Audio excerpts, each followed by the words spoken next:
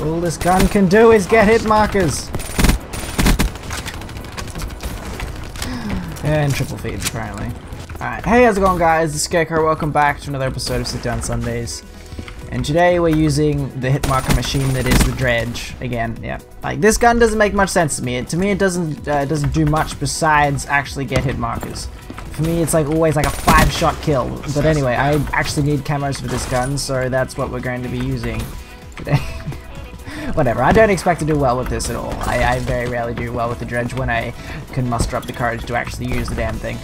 But anyway, I got 3 things that I want to talk about today, and they're all video games actually. So, number 1 is, I haven't really talked about the new Call of Duty.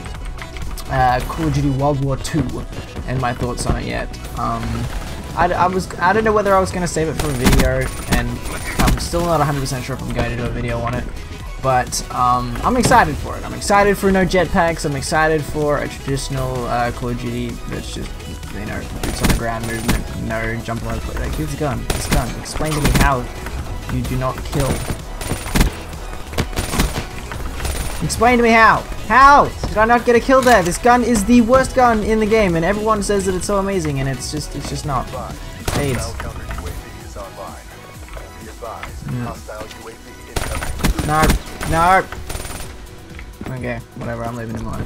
Anyway, World War II, I think it'll be fun to return to that setting again. I have never played Call of Duty in World War II, or World War I, so for me it'll be an entirely new experience, one that I am really looking forward to. Oh boy, you guys are just gonna sit up there the entire game, huh? And I'm excited to see what they'll do with it, because Sledgehammer Games has, they only have one game to go off for their reputation, but Advanced Warfare wasn't that bad. It really wasn't. It was an interesting experimental. A lot of people didn't really like Advanced Warfare, which is understandable. It was a very drastic change from the Call of Duty. Like now it's not that you know, it's nothing too special because we've seen it all before. We've had futuristic for quite a long time now. But back then, people didn't really like the change, or at first there wasn't really too much resistance to it. It was more along the lines of after. Like, you give the game 4 or 5 months and people were, they didn't really like it, but for the first, like, even I did, for the first 4 or 5 months that game was fun, but that was when the game had players. Like, I would have continued to play that game had it had a player base on PC, but it just didn't, so. Am I about to get flanked? No, I'm probably about to get purified. One of the two. I want to live.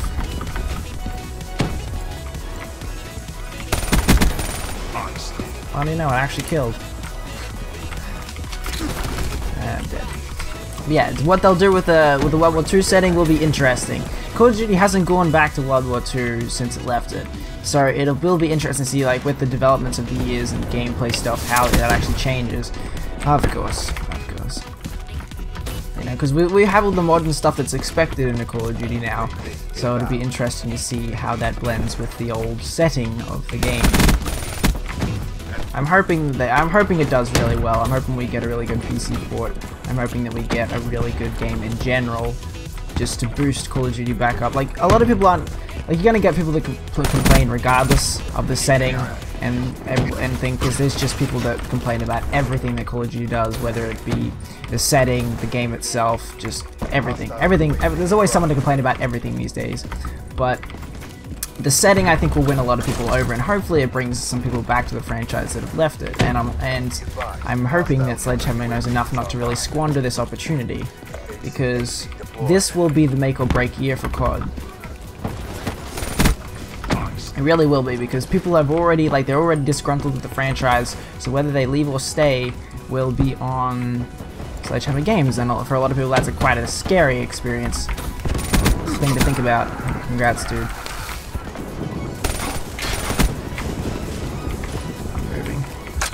I don't really want to be final kill, actually. At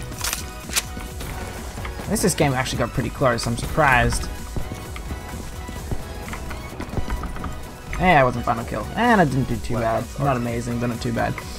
So yeah, I'm really looking forward to COD World War 2. I haven't actually played very many World War 2 shooters actually. A lot of modern shooters, obviously because that's the age that I grew up in, and those are the times when I play video games now. But back then, people got sick and tired of that time frame when it was overdone. So now it'll be time to return to that, I guess. And we'll see how long that phase lasts for. We might get another 3 or 4 years of old Call of Duty style, like the old, there's a lot of time frames they could work with back then. Like they might even go back to World War 1, which, I don't know, that would be pushing it a little bit far, but they have Nam, the Cold War and stuff like that. There's a lot of the stuff they could work with there. And that's not to say that they couldn't make up their own timeline. They couldn't go completely left of field and say, right, we're not setting ourselves in history, we'll do an alternate timeline and just fudge up history for you guys, make it fun. I think that'd be really cool. You could come up with just about any setting then, and all kinds of crazy weapons. That'd be really cool, actually. Anyway, that's the big topic out of the way. I might still make a video on it.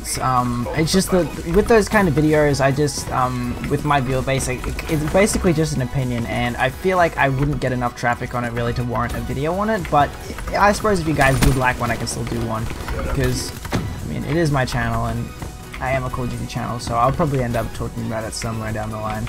The next thing I actually want to talk about is not related to Call of Duty at all. It's on the opposite end of the spectrum. We're talking about Destiny 2, because Destiny 2 is not a console exclusive this year, and I am very happy about that. That's something I am very, very excited about, because the original Destiny, I was there, I remember when it was unveiled and all of that stuff, and it held my attraction, and I actually watched it quite a bit even before a console game, just because, oh gosh, wow, I just about jumped off the map right there. Just because it had an interesting thing. I really, really like grindy games, like grindy RPG, PvE style games. I really, really enjoy. There's something about that I find like relaxing and calming. So that kind of game really appealed to me. And for number 2 to be coming out on PC means that I shall be grabbing a copy of it when I can, and obviously playing it.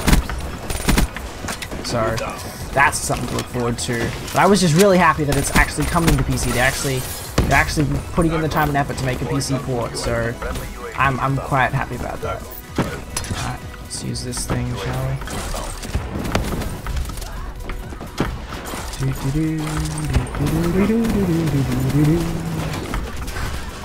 Of course, there was one guy here. How did the okay. I basically landed on him. Whatever. That's a bit unfortunate for me. Oh gosh. Nope. Stay up in the air. You can't hit me when I'm in the air. Still gotta be spawning back here. So I'll probably end up bringing some Destiny content to the channel, not enough to swamp it or anything like that, because, well, this is still going to remain a COD focused channel, but still, I wanna, like, I've done other FPS games on the channel before, so I'm not gonna limit myself to not posting it.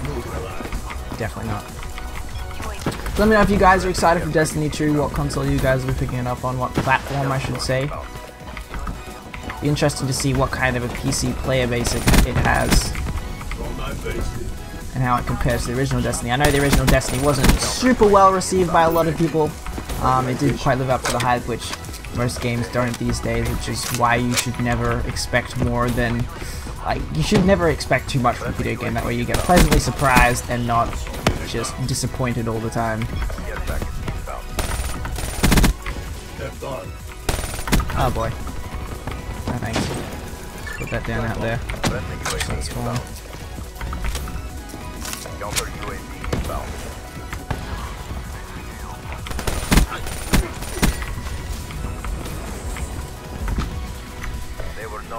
Not bad, 21-1 actually. I got a little bit of help here. We actually had the Purifier on our team this time, and I actually used it. I actually got some kills with it. Such a broken, stupid thing. I've actually resigned myself to the fact of using it, so you guys will probably see a little bit more Purifier and Ripper on my channel, just because I don't use it, so I guess it gives me an excuse to use it now. A lot of other people have no qualms with using it, so I mean, why not? You know, if you can't beat them, join them, I suppose.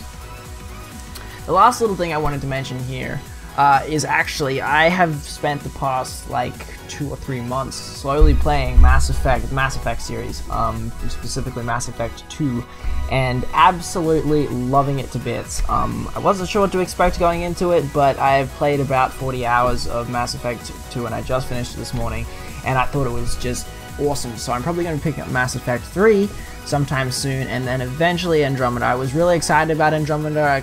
It's kind of transitioned into a lukewarm expectation for it now, because I know that it hasn't been super well received, but nonetheless, I still will be picking that up eventually as well. I've just got so many games to play. Also, huge thanks to my friend Nova, who has given me a few games that we're going to be playing on my second channel, specifically Dying Light, and a few other ones that I'm going to keep secret for now. But that series has started over on my channel, my second channel. If you guys want to check that out, I highly urge you to go and do it. It is a ton of fun. I'm having a ton of fun over there.